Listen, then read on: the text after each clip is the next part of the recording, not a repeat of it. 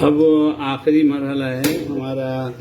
टमाटर गल चुके और शिमला मिर्च भी तकरीबन पक चुकी, रंग चेंज हो गया उसका।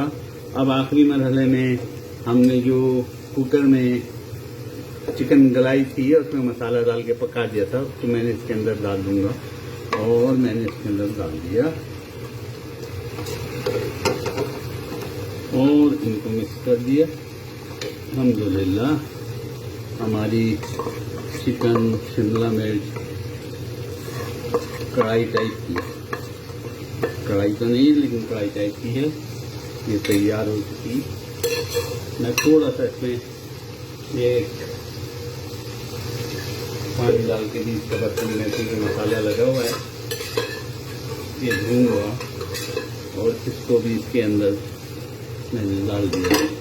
अल्हम्दुलिल्लाह रब्बिल आलमीन। मैंने एक नींबू का टुकड़ा, मैं फ्रीज़र में एक नींबू काट के रखता हूँ, वो रखा हुआ था, वो भी इसमें डाल दिया। वो जैसे ही गल जाएगा नींबू का टुकड़ा नरम हो जाएगा तो इसको मैं निचोड़ दूँगा, ये नींबू का टुकड़ा।